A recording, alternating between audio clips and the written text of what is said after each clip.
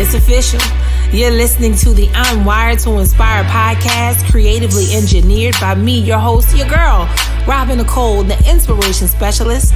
I'm Wired to Inspire is a powerfully packed podcast filled with inspiration and encouragement to get you through your day. It's designed to inspire you to live your authentic purpose. Now stay tuned for today's episode of the I'm Wired to Inspire podcast.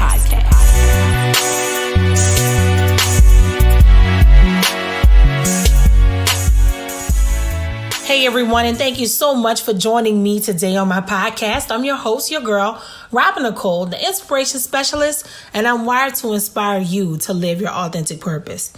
So guys, today I wanted to talk to you about something that I like to call a personal edit. A lot of times, y'all, when God is trying to get us to go to a higher level in Him and even in our lives, a lot of times He will present us with things. And by nature, because we're human, our first reaction will be to look outside of ourselves when that situation starts going on, right?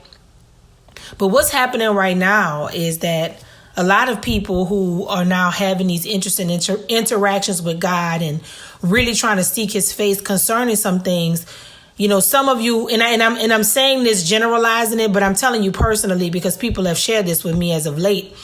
But a lot of people are starting to realize that even though God is revealing certain things to them about, you know, particular people and situations going on, He is also requiring us to look within and make a personal edit. So when you think about a personal edit, you know, you could really say, well, okay, Robin, what a personal edit? What do you mean? So think about it. Let's just break it down, you know, in two different ways, right? So, you know, like if you are thinking about the word edit, right? To edit something means to either prepare it, correct it, condense it, or otherwise you're modifying it, right? So just think about whatever it is that God is telling you on a personal level. He just may want you to edit it. So for example, you might say, okay, God, this is not a bad thing. You know what I'm saying? I go and get coffee every day. He's like, hey, listen, it's fine that you get coffee every day, but if you keep getting coffee every day, you're going to miss this blessing if you go over here tomorrow to get tea.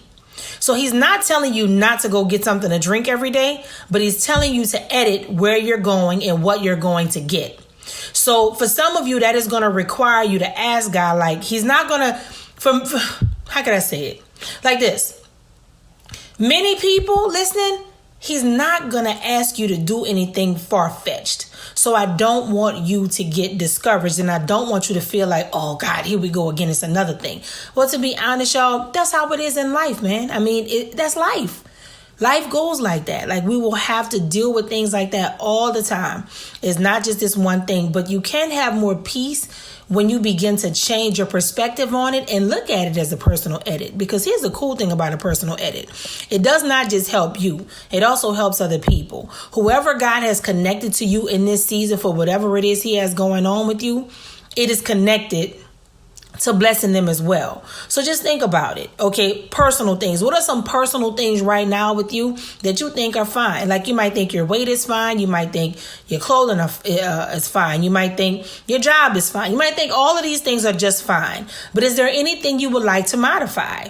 Is there anything you would like to condense or correct or edit or change?